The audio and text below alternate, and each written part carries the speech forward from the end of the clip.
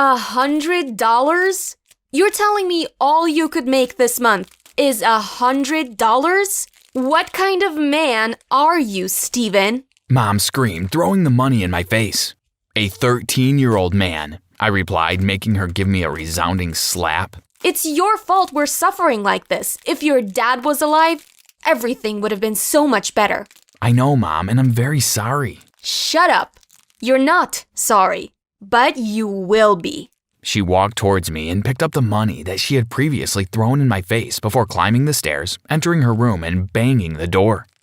Hey, I'm Steven. Please hit the like and subscribe buttons below so we can go on with the story. Thank you. We used to be a very happy family. Before I was born, my dad was offered a life-changing position in the United States, and we moved. I was born into luxury, and everything was set out for me. For people who haven't lived this life, it may seem like the dream life. But if you were born into it like I was, you'd understand that life quickly gets boring. At the age of 10, I was already looking for excitement in places I shouldn't have. This was when people started noticing how special I was. A modeling agency representative came to visit us one day, explaining my special glowing skin to my parents. He wanted me to work with them, but to my mother's surprise and dismay, my dad disagreed, saying that I was too young and they should come back in 8 years' time. I hid under the staircase and listened to the whole conversation. Once the agent left, my parents started arguing. How can you let us miss out on such a great opportunity? Steven is only 10, for Christ's sake. And so what? Children start modeling from childbirth.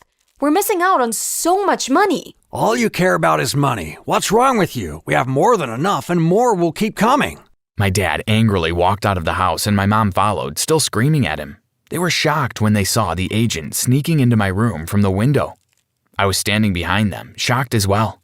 My dad quickly grabbed the foot of the agent before he could fully enter, throwing him on the floor and almost knocking him out.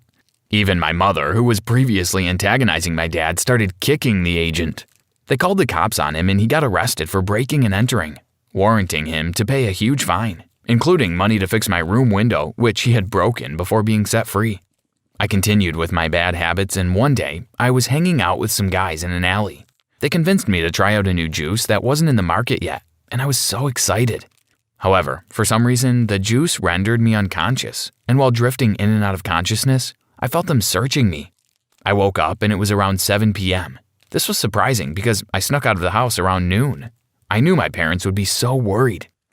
I decided to call them, and this was when I noticed that my gold chain, watch, wristband, wallet, and phone were all gone. Wow, my so-called street friends drugged and robbed me. It didn't bother me too much because I knew I had multiple of these items at home. I began walking home. Halfway to my destination, I met my father, looking half crazed. He was walking with a cop. Steven, you made me so worried. Where have you been? I kind of got drugged and robbed and, Huh? What? You know what? Never mind. I'm glad you're safe. We'll settle the issue with those guys tomorrow. We started walking home, and as we got close, I noticed that our house was surrounded by cops. Suddenly, the cop working with my dad signaled my dad with some information, and my dad told me to quickly rush into the house while they walked away to have a private conversation.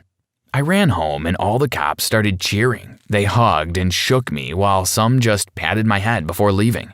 My mother had a swollen face. It looked like she had been crying for hours. Steven, my boy. She lifted me up. I cried too as she hugged me tight. Seeing how worried I made everyone, I decided to change my bad habits forever. But as fate would have it, the decision was already made for me. The cops left and we waited for my dad for hours. After my mom and some policemen, whom she had contacted, tried calling him multiple times and he didn't pick up, my mother resumed her tears and worry. It was midnight and my dad hadn't yet returned. The cops told us to stay at home and wait, but Mom ignored them and took me out. We went to the last place I had seen my dad, but there were no clues there. We searched and searched, and then my mom decided that we should go to the cops' house. I secretly called the cops to tell them what we were doing in case we ran into trouble. We knocked at the cop's door and he opened up, shocked at our revelation. He said he didn't spend up to 10 minutes with my dad before leaving him and coming back home. My mom didn't believe him and accused him of kidnapping my father. He tried to talk, but she was already on top of him, trying to beat him up. Unfortunately for her, the man was stronger, so he simply held her hand and told her to calm down, saying that he would try his best to find her husband. The cops came and forced us to go home, even positioning 2 patrol cars around our house to make sure we didn't leave. That night, we couldn't sleep. Our neighbors joined the cops to search for my dad throughout the night, but we weren't let out because of my mom's previous actions. Instead, we were forced to watch everything unfold on TV. 2 days later, they found my dad in the same alley that I'd been robbed. They'd searched this alley a few times and nothing was there, meaning someone had recently dropped him there.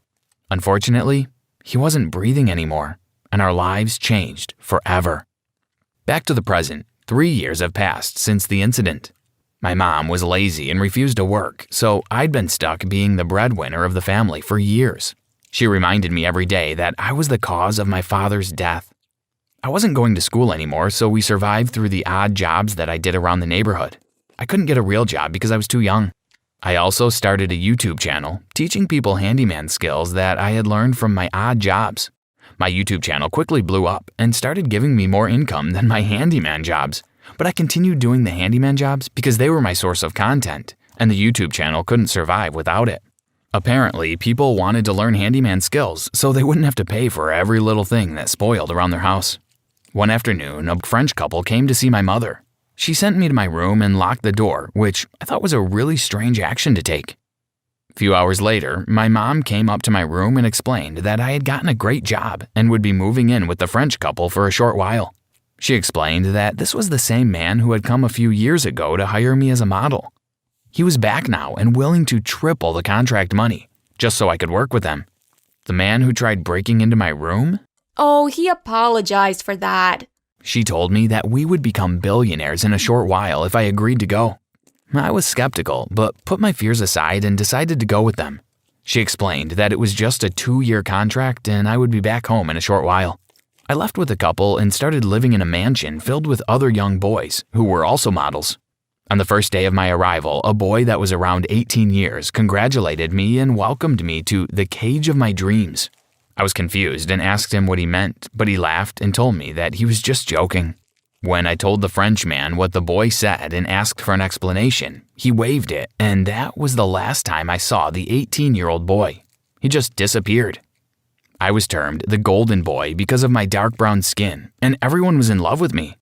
I made a lot of money, but was never given a dime. Our director, the Frenchman, explained that I would get all the money when it was time to go back home, after my 2 years were up. I agreed and told him that I couldn't wait to go back home, and he seemed disappointed. I spoke with my mother almost every day and asked her to come and visit me. She promised that she would do that soon. A year and 6 months passed, but I never saw her. She kept promising that she would still come. Despite the fact that she had been so mean to me, I still loved and missed her. I was a child after all. Unfortunately, it seemed like she didn't feel the same way. When I complained to our director, he explained that she didn't want to see me and was only picking my calls because they were paying her to do so. What? I got so mad that I didn't call her again. Funny enough, she didn't call either. After 2 years, I went to meet my director and told him that our contract had ended and I wanted to go home. He simply laughed. Home where? To a mother who doesn't care about you? Do you know that she was practically renting you out? We paid her for everything. She doesn't care about you, but we do. We are your real family. The director was able to convince me to stay back. I was angry and hated my mother. I always wondered what kind of a mother she was. One day, I decided to call her and yell at her, asking her why she was so comfortable abandoning her 13-year-old son with strangers for 3 whole years just because of money. I tried her number, but it wasn't going through. Her email and social media were also inactive. I started to get worried. I told my director about this and he laughed, wondering why I still cared about her. The next day, a photoshopped picture was posted on her Instagram with the caption, "Living my best life in Bali." What? Mom hated Bali. At this point, I knew something was seriously wrong. One morning, some security guards entered my room and told me that I had an emergency photo shoot in London, so I had to leave immediately. As we were going, I asked why we were going through the back door and they couldn't give me an answer that made sense. I immediately threw my bags at them and ran towards the front door where I saw my mother looking like a homeless person, dirty and haggard. She screamed and started crying when she saw me. I demanded an explanation from the director, but instead they stripped me and knocked me out. Next thing, I woke up in a cell next to my mother. My head was in her lap. I'm so happy to see you, Stephen. I quickly disentangled myself from her. Happy? You abandoned me for 3 whole years. I didn't. I didn't receive any money from these thieves for a year and a half. I begged and I begged before they sent me the contract money. When I got it, I decided to give you a surprise visit, but since no one was expecting me, they didn't prepare for my arrival. I walked straight into their conversation and I heard everything. These are the men behind your father's death, and the cop from that night is a part of their gang. They did all of this just to get you to work for them, and they've been making billions off you while promising to give you just 10%. Also, they were never planning to let you go. When they noticed me, they immediately knocked me out and put me in a cell. I didn't tell anyone where I was going, so no one came to look for me.